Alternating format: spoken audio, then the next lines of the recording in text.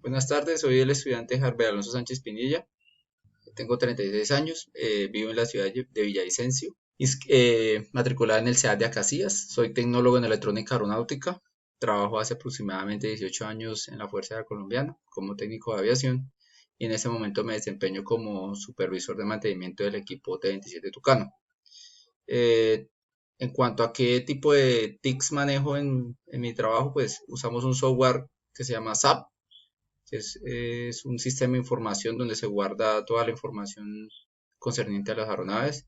El Hermes, que es un sistema de información documental, que es como tal para manejar documentos. Suite Vision igualmente, documentos y formatos y todo ese tipo de cosas. Y todas las aplicaciones que incluye Office 365. Vamos a hablar de la evolución histórica de las bases de datos. Desde el comienzo de la existencia de la humanidad, pues la humanidad necesitaba guardar su información, registrarla. Este es el caso de las antiguas bibliotecas o inclusive los manuscritos, eh, inclusive las pinturas rupestres. Era la forma como se guardaba la información.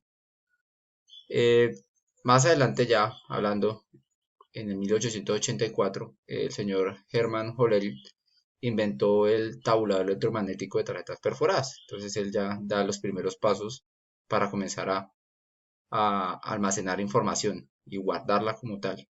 Después, en los años de la década de los 1950, aparecen las citas magnéticas en la cual se automatiza la información y se realizan respaldos. O sea, seguimos guardando la información, pero aún no estamos hablando de bases de datos. Del años, en los décadas de los 60 ya se populariza el uso de los discos duros y el uso obviamente de las computadoras y se crea la primera generación de las bases de datos, que son las bases de datos de red y las bases de datos jerárquicas. IBM y American Airlines realizan como un convenio y ellos realizan una base de datos que maneja itinerarios y maneja toda la información del tema de los vuelos, ¿sí? Y el señor Bachman crea estas bases de datos de modelo en red. En el año 1963 exactamente, en un simposio en Los Ángeles, California, se habla por primera vez de bases de datos, que ellos lo llaman como un conjunto de información relacionada que se encuentra agrupada o estructurada. Son datos, que los datos por sí solos no tienen significado, sino tienen contexto. Entonces, al agruparlos, todos estos datos se convierten en información. En la década de 1970, señor Edgar Frankot crea el modelo relacional, la base de datos de modelo relacional, y en ese momento nace la segunda generación de sistemas de gestión de bases de datos. El señor Larry Ellison en esa época crea el Relational Software System, que es hoy en día el actual empresa Oracle, ¿sí? Entonces allí es donde comienza como todo este proceso y este desarrollo de bases de datos relacionales. Ya para los años 80 se crea el SQL, el SQL, que es el lenguaje de consulta estructurado, que entra a competir y a dejar atrás a las bases de datos de red y las jerárquicas. Ya para los años 90 aparecen las bases de datos orientadas a objetos, que pueden hacer cosas, obviamente, que no pueden hacer las bases de datos relacionales. Nacen las herramientas como Excel, Accel y la tercera generación de los sistemas de gestión de bases de datos. Quien manda la parada en ese momento son las empresas IBM, Microsoft y Oracle. Y hablando ya para el siglo XXI, pues SQL, a SQL se le agrega XML, aparece Visual Studio, que es el lenguaje de programación creado por Microsoft, en el cual ellos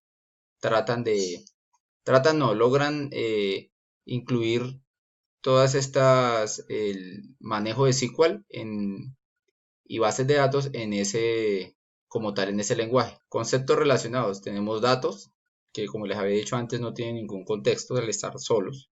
Información que es ya coger todos estos datos y agruparlos. En ese momento al agruparlos se les da un significado y un contexto. Base de datos, que es un conjunto de información relacionada que se encuentra agrupada y estructurada. Como vamos a hablar de base de datos relacionales, ellas hace referencia a tablas que son compuestas por campos y registros. Los campos vienen siendo las columnas de esa tabla, que obviamente van a ser el tipo de dato, y los registros pues corresponde a la fila donde se van metiendo cada dato. Las bases de datos relacionales se componen de esas tablas que les acabo de hablar, tablas de datos denominadas relacionales. Entonces almacena y proporciona acceso a puntos de datos relacionados entre sí. Y el SQL, que es el lenguaje de consulta estructurada, que administra y recupera toda esa información incluida en las bases de datos. ¿Cuál es la tendencia? La tendencia es a las bases de datos independientes, o sea, bases de datos autónomas, que va a mantener las bondades de las bases de datos relacionales, pero va a incluir inteligencia artificial. ¿Para qué? Para tener un aprendizaje autónomo y automatizar, supervisar y mejorar el rendimiento de las consultas y las tareas de gestión. Un ejemplo de utilización de base de datos puede ser la base de datos de información de clientes de una empresa, pues que puede tener los siguientes campos: nombre, apellido, cédula, dirección, teléfono, ocupación, profesión.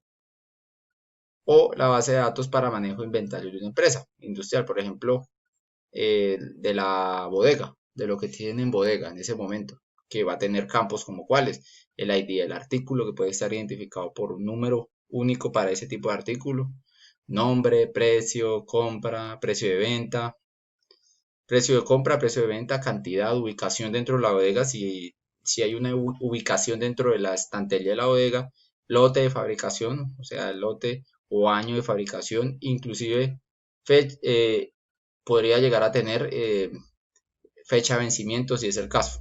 Las conclusiones son que pues la base de datos tiene una amplia utilización pues en nuestras vidas cotidianas, así nosotros no nos demos cuenta, y la llevamos usando hace muchos años.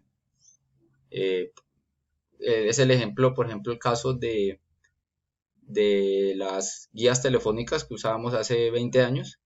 Eso era una base de datos que existía digitalmente, pero nosotros la teníamos impresa cuando íbamos a las bibliotecas, y primero hacíamos la búsqueda del libro que necesitábamos, y ese libro buscamos por palabras claves el libro, y ahí ya nos dirigíamos a sacar prestado. Entonces usamos esas bases de datos cuando, por ejemplo, en mi caso, cuando éramos niños. Esas bases de datos, o sea, puede que ellas vayan a irse modificando y evolucionando, pero como tal, las vamos a seguir usando durante mucho tiempo. Lo único que se seguirá mejorando, o más bien lo que seguirá mejorando, es su agilidad, la forma como se programa, pero como tal el concepto de base de datos en sí van a seguir existiendo por muchos años.